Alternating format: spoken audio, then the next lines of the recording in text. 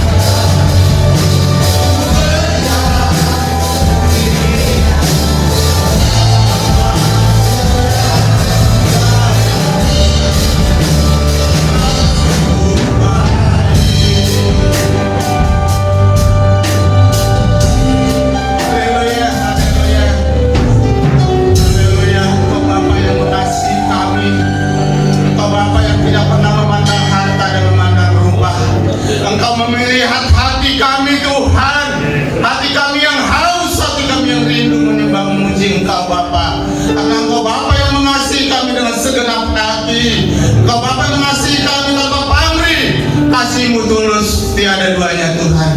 Engkau Allah yang mengasihi kami, Engkau Allah yang berkorban bagi kami, menyelamatkan kami. Terpujilah Engkau Bapa. Kami siap memuji Engkau, kami siap memuji Engkau di pagi yang indah ini. Hanya di dalam nama Tuhan Yesus Kristus kami sudah mengucap syukur dan berdoa. Haleluya. Semua yang kita berkati Tuhan sama-sama katakan amin. Silakan duduk saudaraku. Haleluya. Hanya Dia yang mengerti situasi dan kondisi kita. Hanya Dia Bapa yang mengasihi kita dan yang menyelamatkan kita. Hanya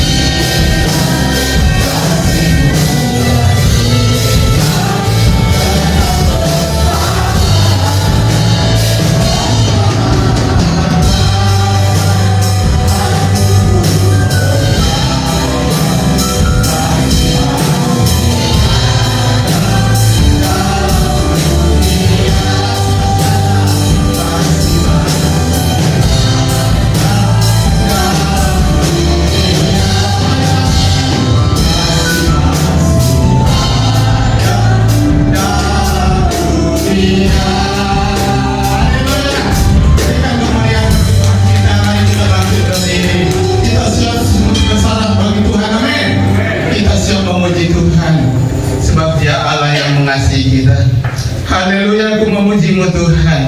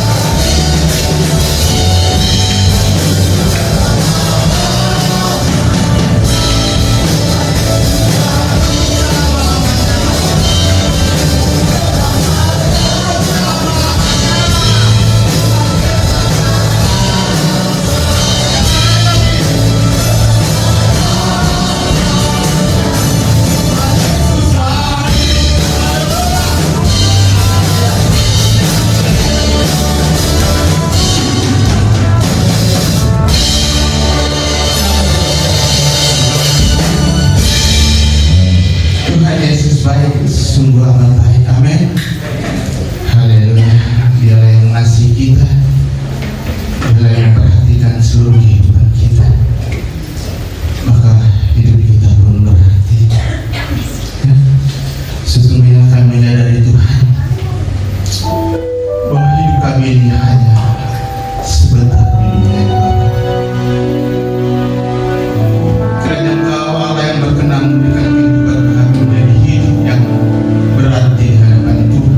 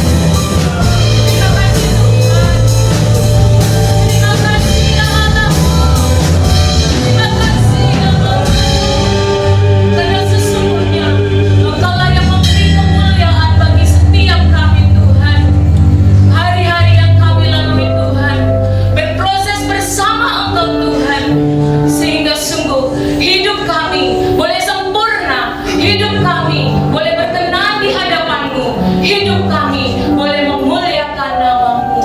Terpujilah nama-Mu ya Bapa, terpujilah nama-Mu ya Allahku. Pada pagi hari ini Tuhan, kami rindu Bapa untuk mendengar sebagian dari kebenaran firman-Mu ya Tuhan. Urapi kami sekalian umat-Mu ya Bapa, curahkan kuasa Roh Kudus-Mu bagi setiap kami Tuhan, untuk kami boleh mengerti maksud, tujuan dan rencana-Mu di dalam kehidupan kami, sehingga firman-Mu tidak menjadi lalu dengan sia-sia, dan setiap kami boleh menjadi pelaku kebenaran-Mu. Terima kasih Bapa di surga, terima kasih. Ini kami Tuhan, siapkan hati kami dengan sungguh Tuhan, sehingga firman-Mu boleh bertumbuh di dalam kehidupan kami. Terpujilah nama-Mu ya Bapa, hanya di dalam nama Tuhan Yesus Kristus kami berdoa dan mengucap syukur. Haleluya. Setiap kita mengatakan amin. Silakan duduk Bapak Ibu, saudara-saudari yang dikasihi di dalam Tuhan. Shalom. Apa kabar? Luar biasa. Kita mau sama-sama belajar akan kebenaran firman Tuhan. Kalau minggu lalu kita sudah belajar tentang apa itu dosa, dan saat ini kita akan belajar tentang penebusan, pengampunan, dan pembenaran. Kita mau sama-sama buka dari 1 Korintus 1 ayat 30. 1 Korintus 1 ayat 30. Demikian firman Tuhan, tetapi oleh Dia kamu berada dalam Kristus Yesus, yang oleh Allah telah menjadi hikmat bagi kita. Ia membenarkan dan menguduskan dan menebus kita. Kita lanjutkan di dalam Ibrani 9 ayat 11 sampai 15. Ibrani 9 ayat 11 sampai 15. Kristus adalah pengantara dari perjanjian yang baru. Tetapi Kristus telah datang sebagai imam besar untuk hal-hal yang baik yang akan datang. Ia telah melintasi kemah yang lebih besar dan yang lebih sempurna, yang bukan dibuat oleh tangan manusia, artinya yang tidak termasuk ciptaan ini. Dan ia telah masuk satu kali untuk selama-lamanya ke dalam tempat yang kudus, bukan dengan membawa darah domba jantan dan darah anak lembu, tetapi dengan membawa darahnya sendiri. Dan dengan itu ia telah mendapat kelepasan yang kekal. Sebab jika darah domba jantan dan darah lembu jantan dan percikan abu lembu muda menguduskan mereka yang najis sehingga mereka disucikan secara lahiriah, betapa lebihnya darah Kristus yang oleh Roh yang kekal telah mempersembahkan dirinya sendiri kepada Allah sebagai persembahan yang tak bercacat, akan menyucikan hati nurani kita dari perbuatan-perbuatan yang sia-sia, supaya kita dapat beribadah kepada Allah yang hidup. Ayat yang ke-15, karena itu ia adalah pengantara dari suatu perjanjian yang baru, supaya mereka yang telah terpanggil dapat menerima bagian kekal yang dijanjikan. Sebab ia telah mati untuk menebus pelanggaran-pelanggaran yang telah dilakukan selama perjanjian yang pertama. Amin untuk firman Tuhan. Kita melihat bahwa keselamatan yang kita terima dari Allah adalah satu rangkaian proses kesempurnaan bagi kita sebagai manusia. Karena berbicara tentang keselamatan berarti berbicara tentang adanya penebusan, adanya pengampunan, adanya pembenaran, adanya pengudusan, dan menjadi manusia yang merdeka, manusia yang sungguh-sungguh terlepas dari kutuk. Dan kesemuanya itu hanya ada di dalam Tuhan Yesus Kristus. Apa yang menjadi latar belakang dari penebusan? Ketika kita melihat ya, mungkin kita semua sudah sering membaca akan kebenaran firman Tuhan di dalam Kejadian 2 dan 3, ya, yang berbicara tentang bagaimana manusia yang adalah ciptaan Allah yang sempurna, yang ditempatkan di dalam Taman Eden, dan Tuhan memerintahkan bahwa semua buah dari pohon yang ada di dalam Taman Eden ini boleh dimakan buahnya, kecuali ya, buah dari pohon pengetahuan tentang yang baik dan yang jahat tidak boleh dimakan. Sebab apabila engkau memakannya, pastilah engkau akan mati. Tetapi apa yang dilakukan oleh Adam dan Hawa? Mereka memakannya. Dan yang terjadi, manusia tidak mati. Ya. Namun yang terjadi adalah mereka mengetahui bahwa mereka dalam keadaan telanjang. Disinilah manusia jatuh ke dalam dosa.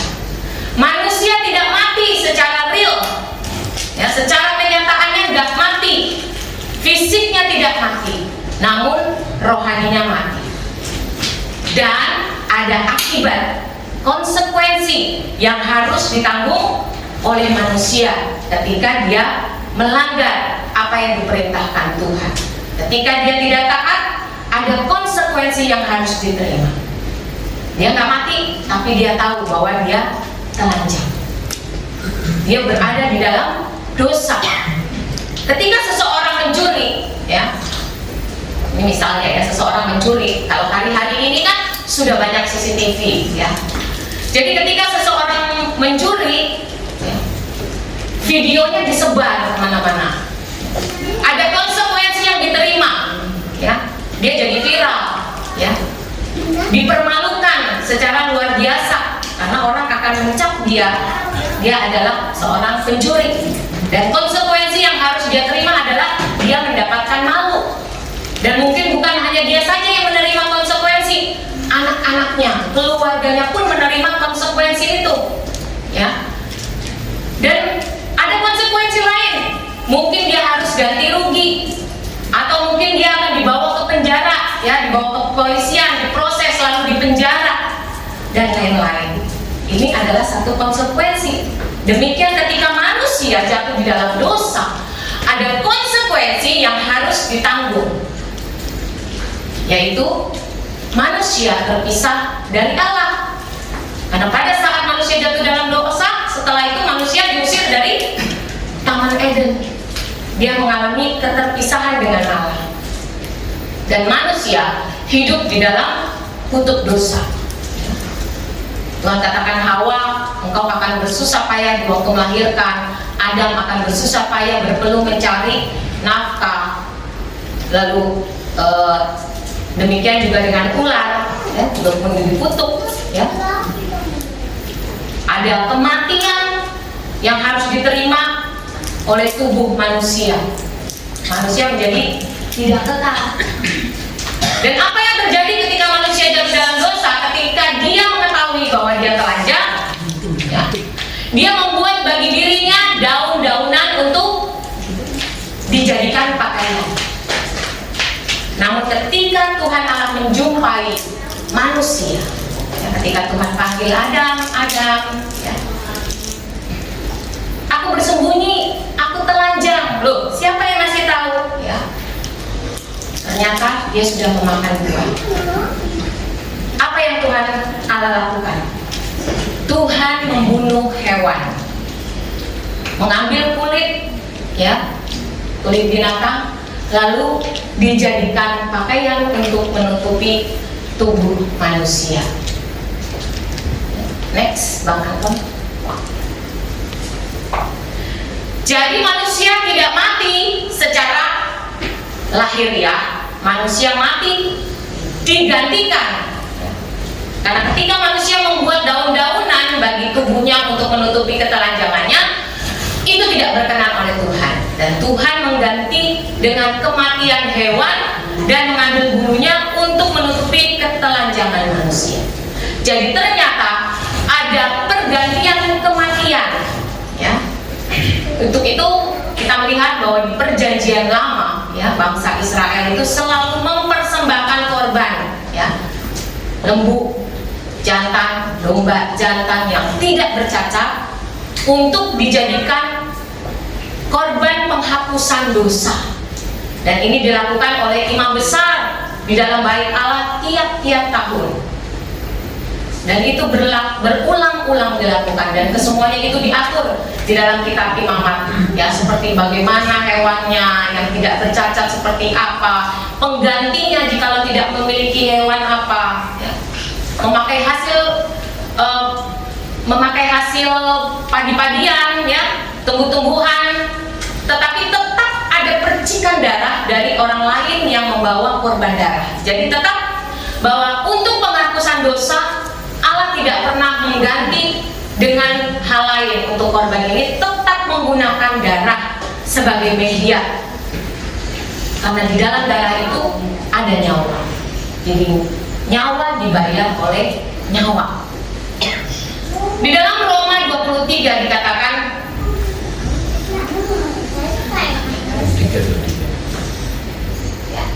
darah adalah media, alat pendamaian bagi nyawa, ya.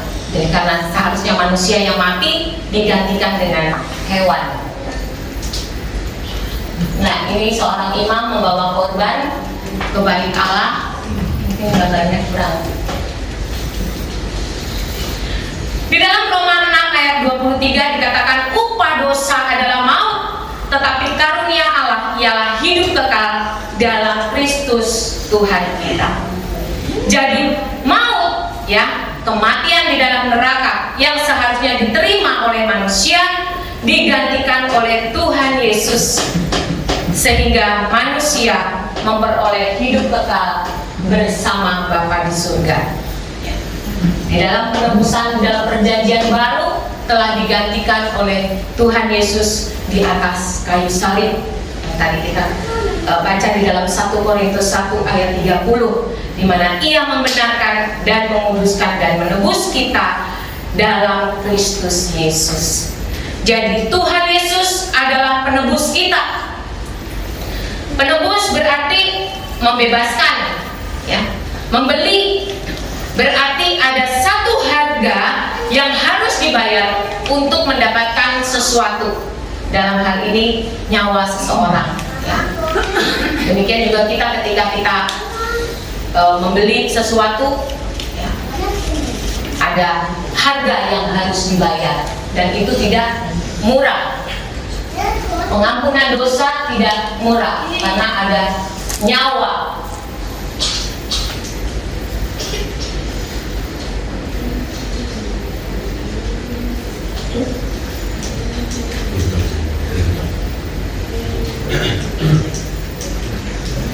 Arah pintu.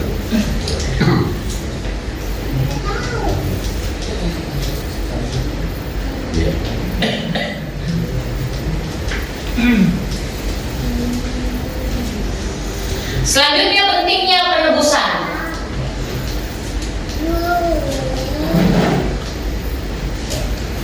Pentingnya penebusan yaitu agar kita mendapat atau kita dijadikan bait Roh Kudus. Di dalam 1 Korintus 6 ayat 19 sampai 20, atau tidak tahukah kamu bahwa tubuhmu adalah bait Roh Kudus yang diam di dalam kamu, Roh Kudus yang kamu peroleh dari Allah, dan kamu bukan milik kamu sendiri, sebab kamu telah dibeli dan harganya telah lunas dibayar. Karena itu muliakanlah Allah dengan tubuh.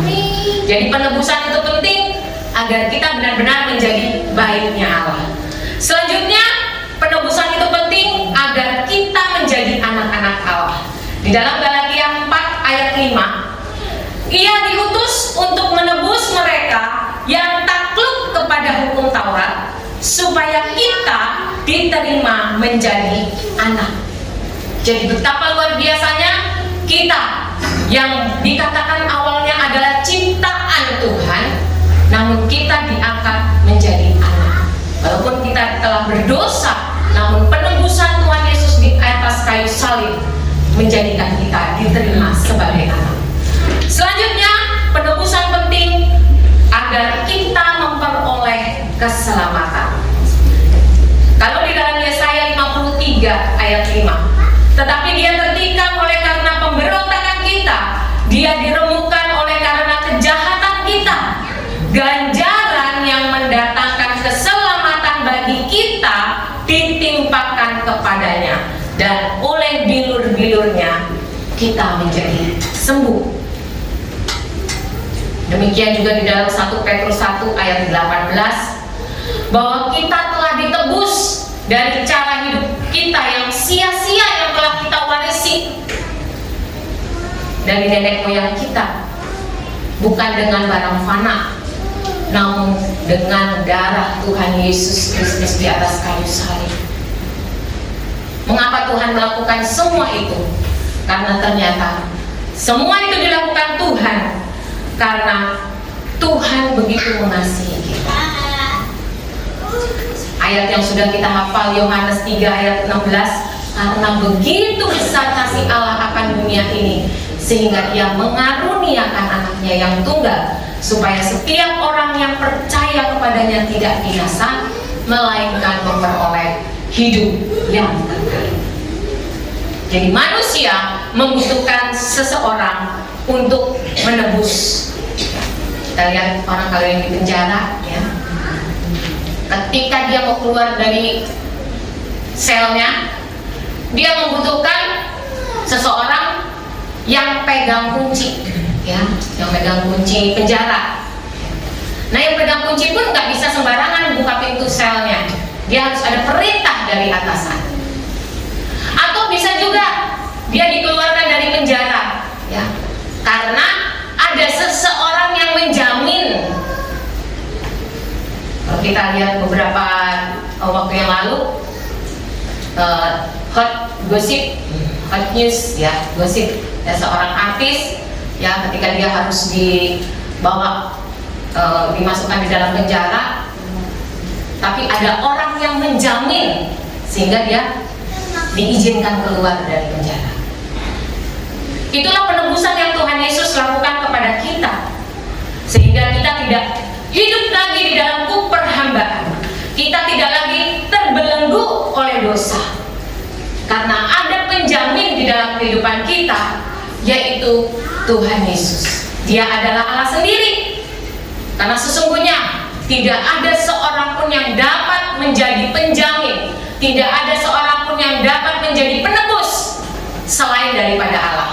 Itu ada di dalam Yesaya 43 ayat 11. Akulah Tuhan, tidak ada juru selamat selain daripada. Jadi betapa luar biasanya kehadiran Tuhan Yesus di dalam kehidupan kita. Dia menjamin kita. Jadi berbicara tentang kekristenan ini adalah satu proses, ya, manusia yang berbalik dari dosa, ya, tapi dia pun harus menerima satu rangkaian bahwa Tuhan Yesus itu adalah penebus. Dia adalah juru selamat secara pribadi. Dia yang menebus kita dari maut. Dia yang mengampuni segala pelanggaran dan dosa-dosa kita, dan Dia jugalah yang membenarkan kita. Selanjutnya berbicara tentang pengampunan. Tuhan Yesus memberi pengampunan. Penebusan Tuhan Yesus di atas kayu salib, di mana Dia mengorbankan darahnya sebagai ganti dosa-dosa kita. Ini dilakukan sebagai satu perjanjian yang kekal bagi kita yang percaya kepadanya untuk pengampunan dosa-dosa kita. Di dalam Matius 26 ayat 28. Sebab inilah darahku, darah perjanjian yang ditumpahkan bagi banyak orang untuk pengampunan dosa. Jadi betapa luar biasanya satu perjanjian yang telah Allah nyatakan, ya, di dalam Kejadian 3 ayat 15, bahwa akan ada anak seorang manusia yang akan meremukkan kepala ular itu. Jadi perjanjian Allah itu kekal, perjanjian Allah itu pasti digenapi. Maka Tuhan Yesus nyatakan bahwa darahku adalah darah perjanjian. Juga di dalam Kolose 2 ayat 13 sampai 15, kamu juga meskipun dahulu mati oleh pelanggaran dan oleh karena tidak disunat secara lahiriah, telah dihidupkan Allah bersama-sama dengan Dia, Tuhan Yesus, sesudah Ia mengampuni segala pelanggaran kita dengan menghapuskan surat hutang yang oleh ketentuan-ketentuan hukum mendakwa dan mengancam kita, dan itu ditiadakannya dengan memakukannya pada kayu salib. Ia telah melucuti pemerintah-pemerintah dan penguasa-penguasa dan menjadikan mereka tontonan umum dalam kemenangannya atas mereka. Jadi Tuhan mengampuni segala pelanggaran kita. Itu bukan karena kita berbuat benar, bukan karena kita berbuat baik, namun itu adalah kasih karunia Tuhan. Itu anugerah Tuhan, itu kemurahan Tuhan, itu belas kasihan Tuhan atas kita.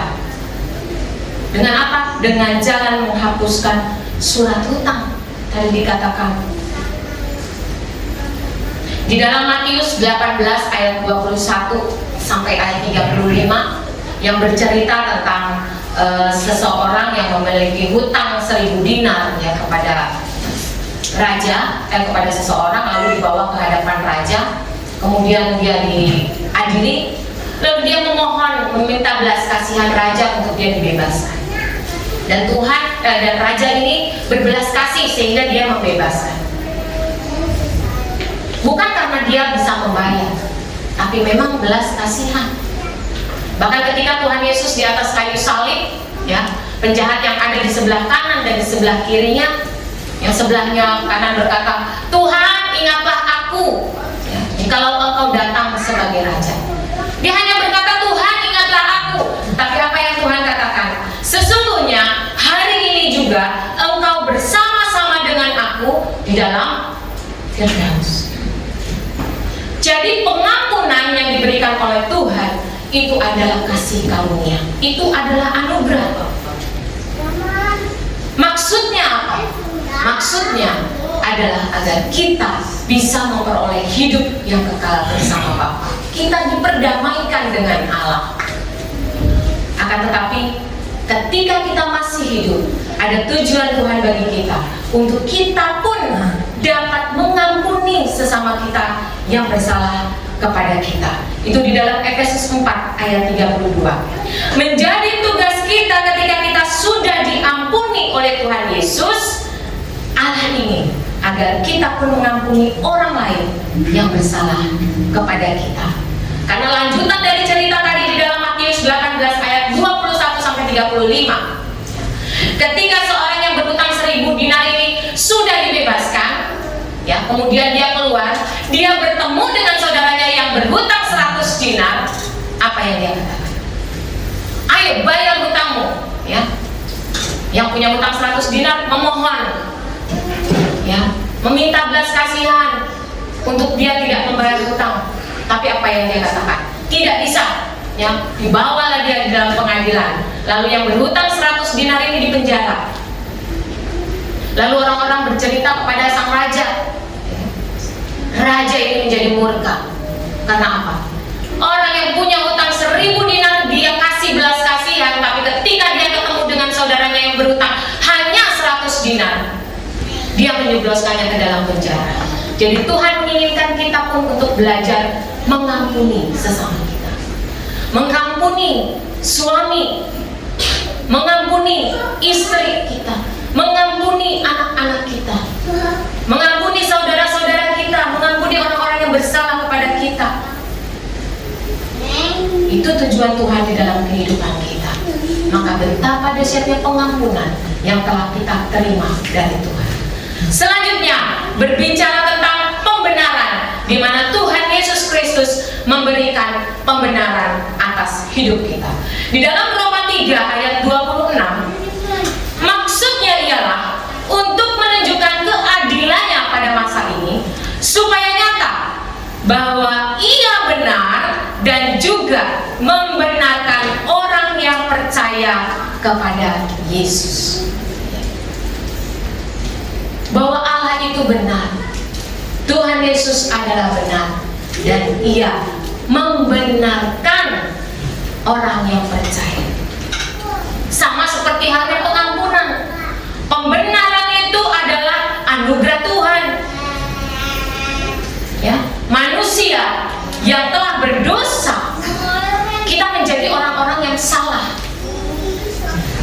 namun kita dianggap benar walaupun kita belum benar, tapi kita dianggap benar ya.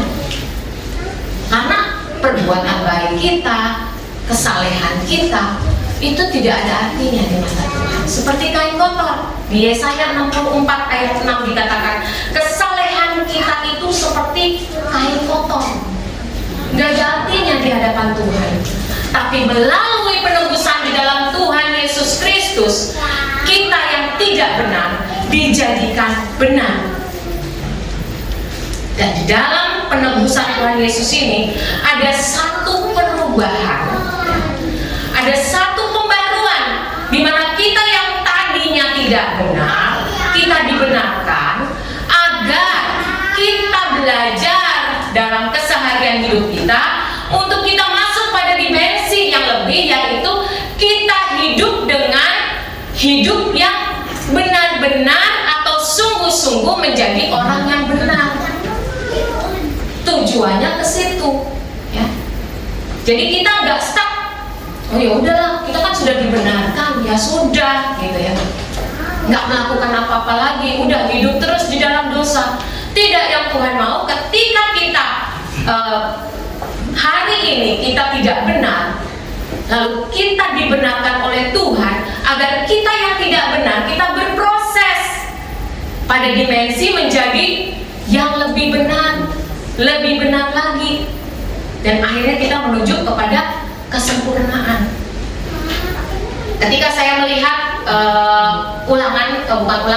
kayak tes anak saya gitu ya, di buku PRPS bahasa Indonesia, menulis gitu ya, anak saya tuh nulisnya mungkin maksudnya benar, namun karena dia nulisnya namanya anak-anak ya, kalau di rumah kita masih bisa bilang ayo dihapus, bagusin lagi tulisannya. Tapi kan kalau di sekolah kan nggak bisa, dia harus nulis sesuai dengan apa yang dia tulis.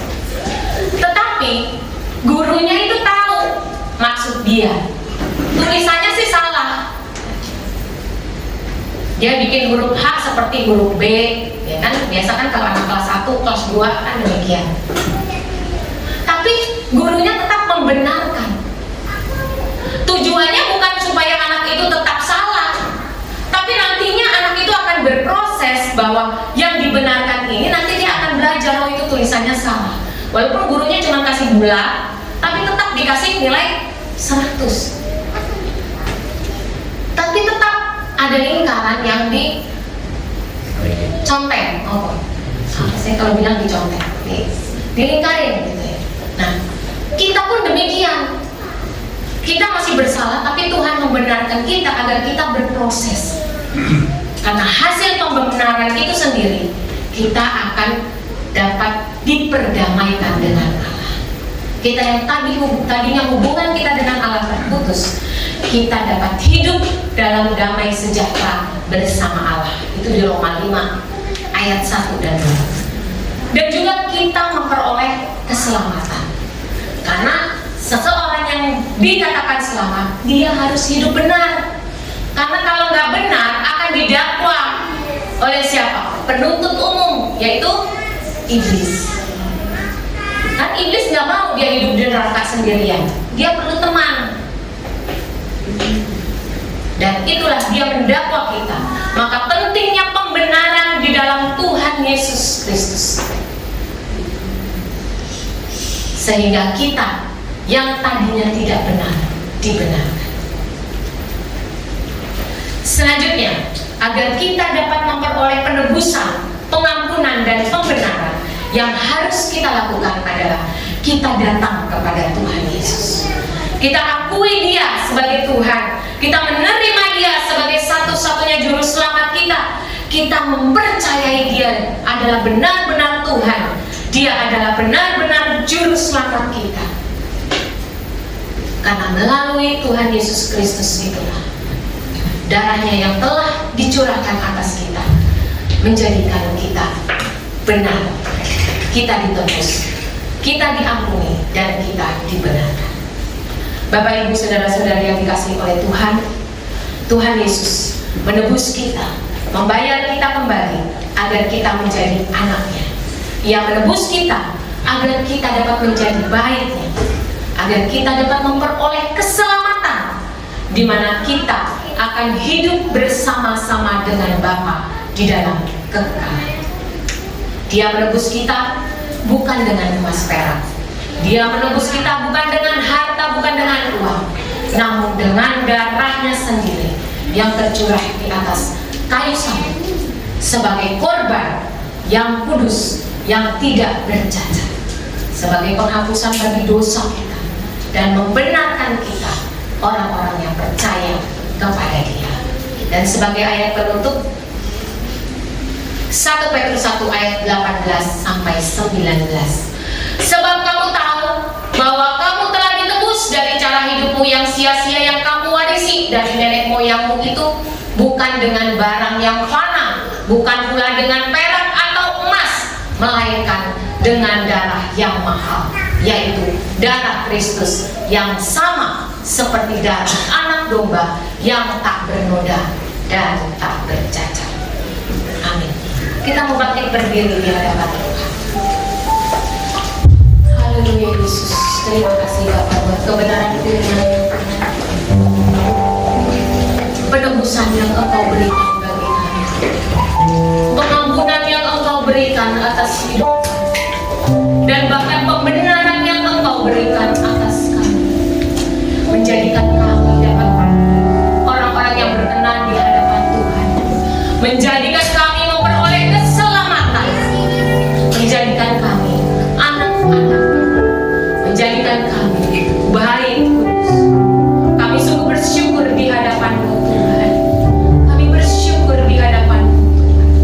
Mampukan kami Tuhan untuk kami hidup benar, karena kami telah ditebus oleh darah yang mahal atas hidup kami. Bukan dengan barang fana, Kau menebus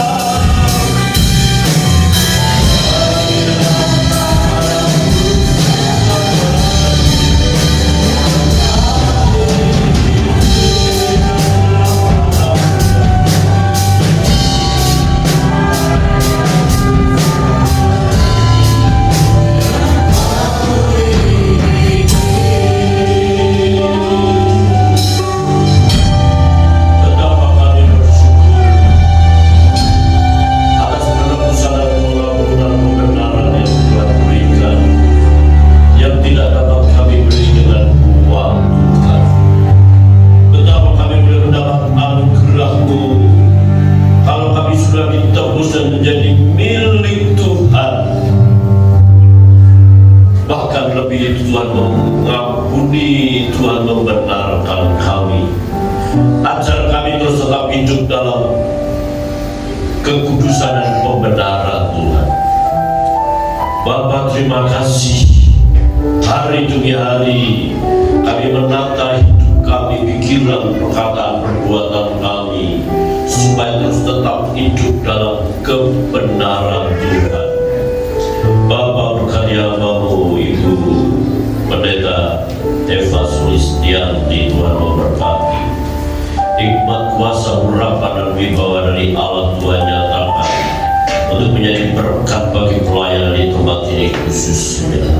Berkati suami dan putra putrinya, pergumulan rumah tangganya, Tuhan memberikan jalan keluar, dan kami percayakan keluarga ini menjadi milik Allah, dan kami tahu dan kami tidak perlu mengkhawatirkan, dipastikan pemeliharaan dan penyertaan Tuhan sempurna.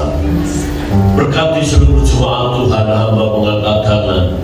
Hamba tidak mengerti kesulitan dan masalah mereka Tuhan, namun Tuhan memberikan jalan keluar, dan bagi yang mereka belum bekerja, Tuhan akan memberikan pekerjaan. Bagi anak-anak yang melanjutkan kuliah mereka, sekolah mereka, juga Tuhan menyertai. Doa kami buat email yang ada di Semarang yang akan melakukan proses perkuliahan beberapa tahun ini, hari ini kami serahkan di dalam nama Tuhan Yesus Kristus. Biar Tuhan memberikan hikmat, kepandaian, kesungguhan, keseriusan, totalitas dalam saudari ini berkuliah Tuhan. Engkau memberkati kedua orang tuanya yang begitu setia di tempat ini. Bapak Asilan bersama istri juga Tuhan memberkati. Bapak, terima kasih. Perjalanan pulang Ibu Hasilan kembali ke Bekasi juga Tuhan menyertai dan menolong, membuatnya berhasil dalam segala perkara. Kami percaya kami semua sudah diberkati Tuhan. Doa kami untuk mata pencaharian kami masing-masing, kiranya Tuhan memberkati.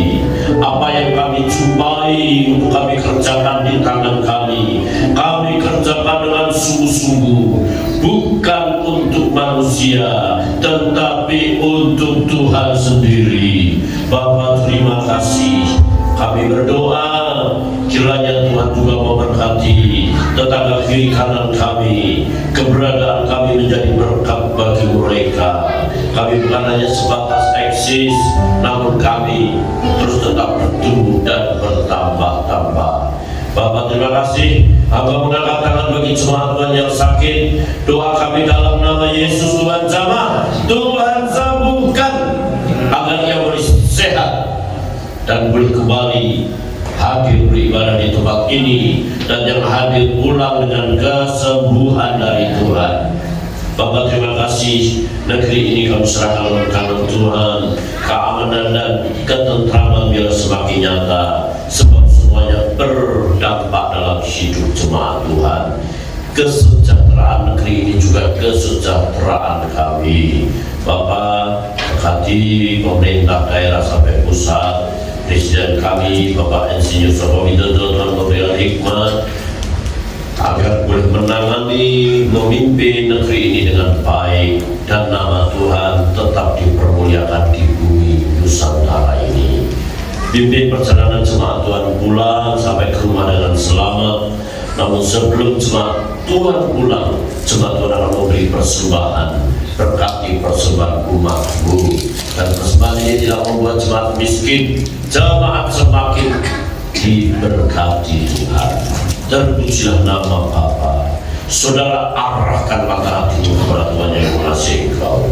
Terimalah berkat Tuhan, yaitu berkat damai sejahtera dari Allah Bapa, kasih setia dari Yesus Kristus Tuhan, dan persekutuan Roh Kudus menyertai saudara sekarang